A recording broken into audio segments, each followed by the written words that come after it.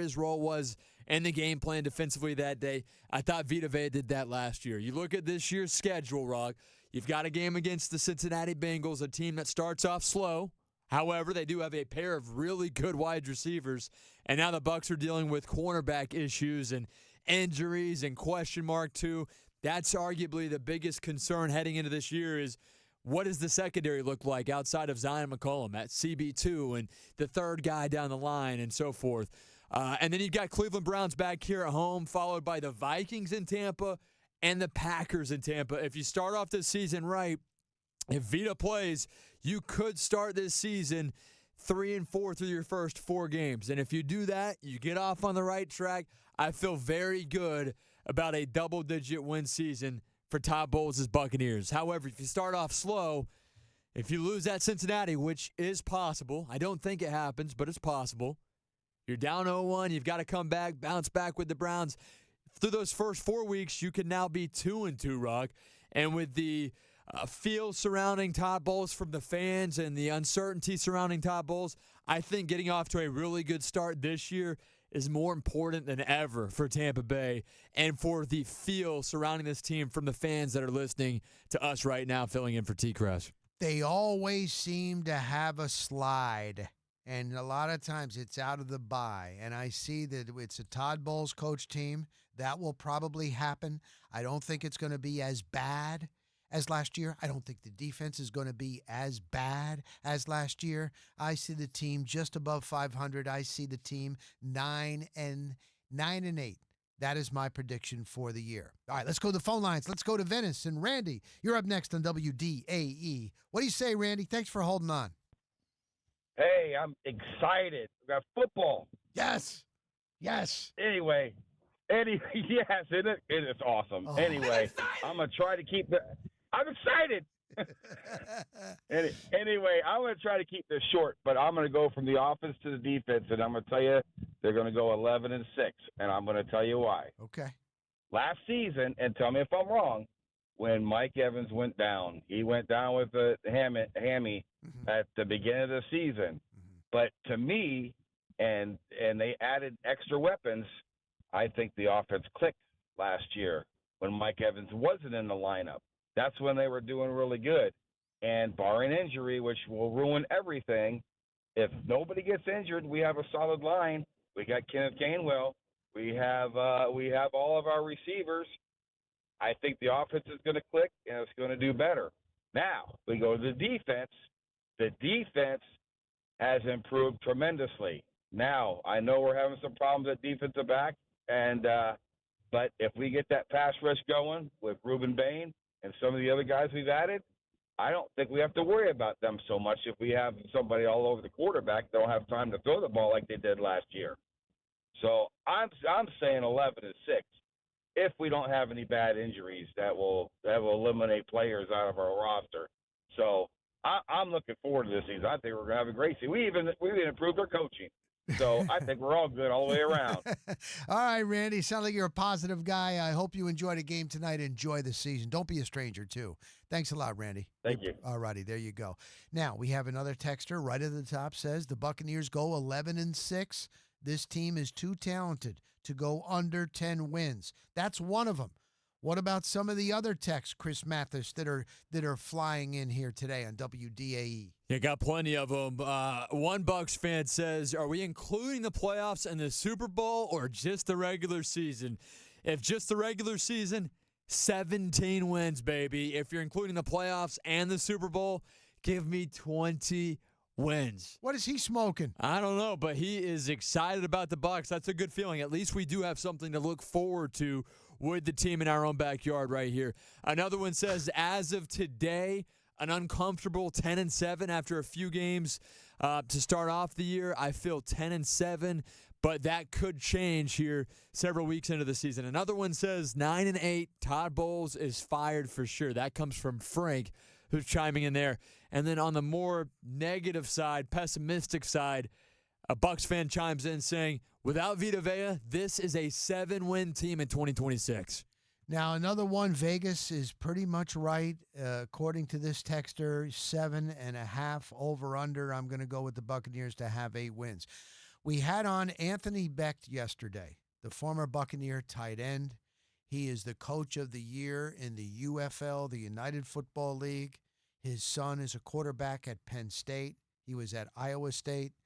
Anthony is on the call. He's on the call of the game, the Bucs and the Jets tonight. TV side. TV side. So he's heading to the Meadowlands. He's probably already there. Kickoff again at 7 o'clock tonight. But, he thinks that the NFC South is up for grabs again. It really, when you look at it again, are you scared of the New Orleans Saints? No. Are you scared of the Atlanta Falcons? No. Are you scared of the Carolina Panthers? Absolutely not. Okay, so it is there again. Now, I just saw a text come in, and I know the outside of Tampa Bay, Chris, most prognosticators are saying this. Without Mike Evans and without Levante David, it is going to be tough. Levante David was a great player, but Father Time had come a-knocking, and he was slower in coverage, and there were Father Time caught up. Father Time caught up. So Mike Evans, that is going to hurt, because when Mike Evans is out there, opposing defensive coordinators are rolling coverage. They're also double teaming him. That opens up other guys. There is no doubt about that. But also, at his age and where he is, he gets hurt. He has hamstring problems. He's had a leg injury. He missed 5 practices. He was back at practice yesterday. But it is going to hurt. It is going to hurt. Mike Evans, it is going to hurt. You have other wide receivers, but you don't have Mike Evans, and that changes the coverage. So there's no doubt about that. But I don't think Levante David being out, and he would have been another year older, I don't think that's going to be that big of a thing. I don't either, especially if Vita Vea is there. He can be a leader by his play. He can be a leader vocally and by example. But Antoine Winfield Jr. needs to step up. And I believe in Alex Anzalone. I think Alex Anzalone, as we talked about yesterday, this dude loves ball. He loves being a Tampa Bay Buccaneer. And I think he is going to jive well with Todd Bowles and this defense. And I think you could see one of the better seasons out of Anzalone this year. And then lastly, Rugg, a big upgrade that still hasn't been talked about a lot. And I know that last caller, a couple of callers ago actually, said that the Bucs got a better coaching staff this offseason. One I really love, one key acquisition I love and really think makes an impact. Let me guess. You're either going to go one or two ways. Yep. You're either going to go special teams. Yeah, Danny Smith. There you go. I knew you were going to do But you could say the OC. I mean, Zach Robinson, a guy who's been there, done that at play calling compared to Josh Grizzard, had never been a play caller offensively in his career. Now you at least have a guy who's been there, done that a couple of times. But Danny Smith, when you go to Bucs practice, when you go to training camp, you hear this guy chirping. He holds these guys, the special teamers, 1/3 of the game of football to a very high standard. And I think the special teams group is truly going to improve this year. Me, it's the D-line coach. Charlie Strong he did not do a good job. And I know that from inside the building. He didn't. And they got a new D-line coach, and it's making a big difference. But again, it's all practice. We're talking about practice. We got a texter here, all capitalized. You guys are all high. The offense is a top 10 offense. The defense, if everything comes together with Vita or not, is going to be a top 10 defense. It is easily 11 or 12-win season with improvements across the board. He thinks we're high, Mathis and I. We're not high. We're trying to do the show. We can't do that and come in here and do the show and be high. Let's go to Rick in Tampa up next on WDA, not high E. What's up, Rick? How you doing? Hey, what's up, guys? So not that I agree with the last texter about you guys being high, but I kind of agree with what he texted, though. Not about the high part. Okay. But, we did make a lot of improvements on the offense and defensive side of the ball. To be honest with you, I called in whenever the Mike Evans stuff was going on, like with the free agency and stuff. Right. Half the season we didn't have Mike. There's been a few seasons when Mike was out, and the offense wasn't as good. But last year, we made the right decision bringing in some good wide receivers and Emeka, and now this season with Hurst. Defense too with Vita Vea. Vita Vea wants to get traded. Like I guess I'm in the only not one of the only guys in the same party. But if we get rid of Vita Vea, it's not the end of the world. We won the Super Bowl again. It was a different situation. We had Ndamukong Suh, and we had Nacho at the time, but Vita Vea was out more than half the season. And the the D tackle position wasn't, as it wasn't bad. But again, too, we made the right decisions this year, bringing the right kind of guys on the defensive line. So if Vita Vea gets traded or if Vita Vea doesn't want to play, I feel like we made the right decision, or we brought in the right guys to fill in that position. We're quantity instead of quality at sometimes. So if we lose Vita Vea, at least we have 2 or 3 extra guys that could replace him at that position at D tackle. So I think, optimistically, 11-6 would be awesome. It's definitely much of an improvement, more wins that Todd Bowles has ever had as a head coach. So I'm kind of on the optimistic side. It's night and day difference compared to when the offseason started compared to now. So thanks, guys. Gotcha. All right, so we're starting to get in a couple of positive ones here. We had a texter again that thinks that Mathis and I are high, and he thinks it's a top 10 defense and a top 10 offense. And here's our last caller. He thinks 11 wins, and they can play well without Vita Vea. I disagree. I know Bowles said that. I think Vita Vea is just huge for the damn defense. And everything starts up front. That's me. All right, let's go to Palm Harbor. Beautiful Palm Harbor. Check in with Dave. You're on the Flamethrower next. What's up, Dave? Good morning, guys. I agree. Good afternoon. I agree with both of you. 8 away games, 9 home games. Forget the last 2 games. They're going to be 9-6. They're going to be 2-5 away, and it's virtually. I know it's not impossible, but they're going to lose at least 1 home game. So let's put them at 7 wins, 1 loss at home. That puts it at 9-6. With 9-6, your last home game is second to last week against the Rams, and then the last game is away against the Saints. Both of those games are going to determine if this team makes the playoffs or not. Because if the Rams need that game, Bucs are in trouble. If they don't need that game, then they could be 10-6 going into the last game, and they might, 9 wins. Well, 9 wins win the division. That's my question. It could. And if they don't make the playoffs at 9-7. If they don't make the playoffs at 9-7 or 10-7, all right, do you keep Baker Mayfield if he doesn't make the playoffs with a winning record? I know what your answer is. I bet you this, Dave, because right. Yep. Your answer is no, right? If they don't make the playoffs, I can see them winning 11, 12 games. I do, but I got to be realistic, and this is the reason why I feel the way I feel. It takes time for, I'm saying, the defense, not the offense. The offense is going to be good. They're going to put points up. I get it. But on the defense, you still have too many unknowns, and it takes time for a defense to gel together when other teams do, scheme against them. Because you got to trust the player next to you and hope he does the right thing instinctively. No, you're right. And that You're takes a couple years to do.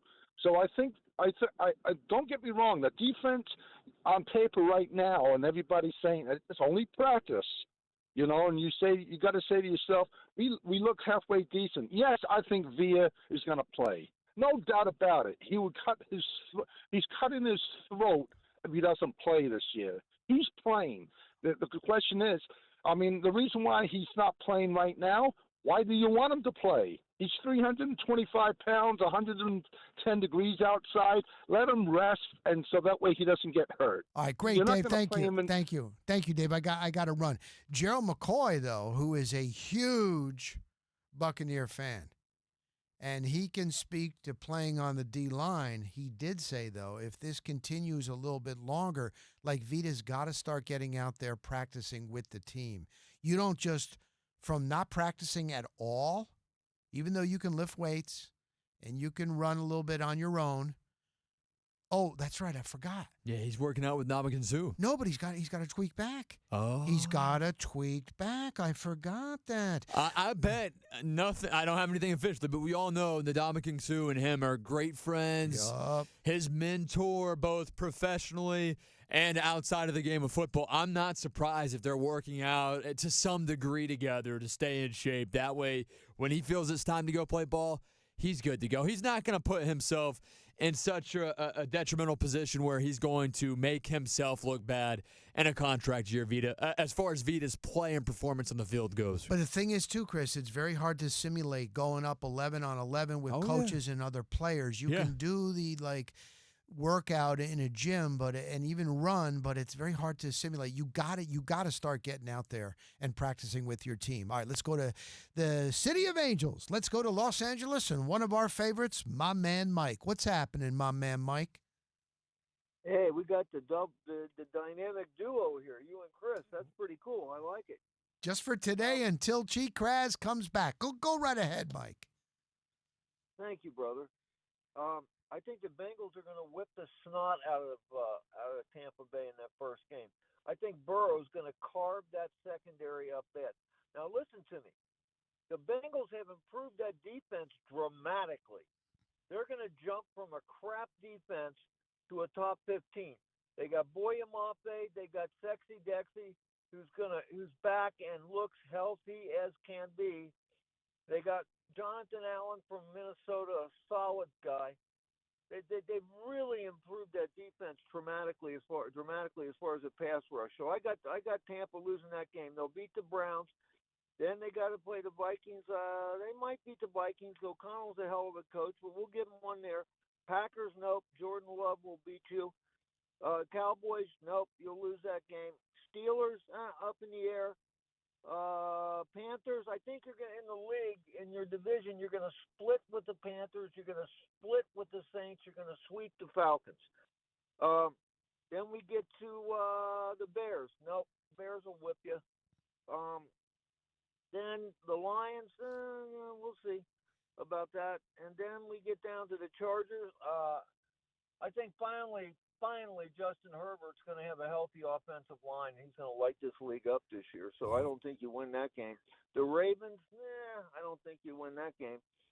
That's okay, man. We don't have to go through the whole schedule. So yeah, you're more of you're not very optimistic with this team. Well, I'm with you guys. Probably 8 or 9 wins. I'm with you guys. I think anything other than that, and we have fun with this kind of stuff, Rock, but it's all, there's always going to be injuries. So Sure. It never turns out the way we talk about it. But it is fun. But I'm with you. I think 8, 9 wins, that's about it. All right, Mike. Thank you, man. You're sounding good. You're sounding strong. We're behind you. Thank you so much, Mike. Thanks, my friend. There he goes. Let me continue on. We're just getting flooded here today on this Friday. Look at that preseason football. And Buccaneer fans and NFL fans are chiming in like there's no tomorrow. Let's go to Eddie in Tampa. You're up next on WDAE. What do you see for the Buccaneers, my man? The Buccaneers did improve. I'll give them that. But at the same time, I'm looking at how Carolina played at the end of last year. I'm looking at how the Saints came around at the end of last year. Mm-hmm. I'm looking at 8 wins. Okay. We're relying too much on unproven rookies and free agents that, need to learn the system and gel with the other guys. So I'm looking at 8 wins, man. I hate to be Debbie Downer, but no, that's fine. That's fine. And you know what? There might be. Okay, I got to let you go, Eddie. There might be something to that we just automatically think the NFC South sucks. Like Tyler Shuck is your quarterback. He's got something, but I'm not a believer yet in the Saints. The Carolina Panthers did finish stronger, but I'm not really a believer in Carolina. And I just think the Atlanta Falcons, you got to solve your quarterback situation. They always say if you got 2, you don't have 1. You know what I'm saying? All right, let's sneak in Ryan in Tampa here. Continuing on the phone lines, Ryan in Tampa. You're on WDA. What do you say, Ryan? Hey, Ron, how you doing today? Good, bro. Just finished the first week of school, so I'm glad to finally get out. But I'm hop in here, and I'm hearing all these Bucs haters and all these experts out here, but not a single person has probably spent time at training camp and things like that. So I think we can't really judge this team until we at least see them on the field a couple times. I'm not going to look into it too big.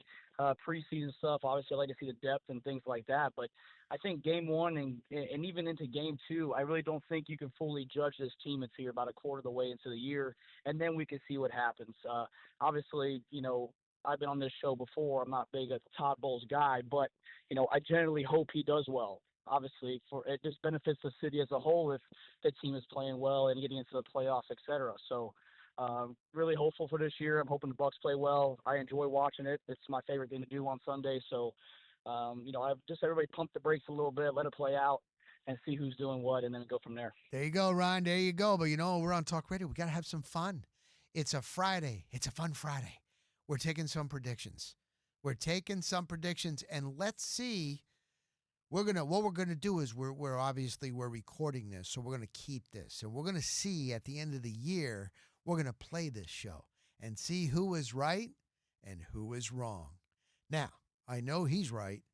When we come back, it's Joe from Joe Bucs Fan. Been in New Jersey for the scrimmages between the Jets and the Buccaneers. He'll give us some insight. What has he seen? Because I've scoured from Jets reporters, Buccaneer reporters, national reporters. There weren't too many of them that were there, and trying to get that feel. And it is interesting because there's one or two that I really do trust on the Jets side. And the Jets played a little bit better than most covering the Buccaneers were reporting. But everybody seems to be in agreement that the Buccaneers are just a better team than the New York Jets, where we are right now. So Joe from Joe Bucs Fan is next. Not forgetting about the Rays. This is a big series now. It's in the AL East. It's the Rays and the Baltimore Orioles. Steven Matz. What is he? What are we going to get from Steven Matz tonight? He's on the hill against Kyle Bradish. Tomorrow, Saturday, 9-3, Ian Seymour. He'll go up against the righty Brandon Young. And then on Sunday, that's the Peacock game. That's the NBC Sports Network game, 12:15 start. Freddie Peralta. Come on, Freddie Peralta. All right, he's going to be in there. And then we got Nick Martinez on Monday. So it's Rays tonight, it's Bucs tonight, and it's Joe Bucs Fan next on WDAE. WDAE. Traffic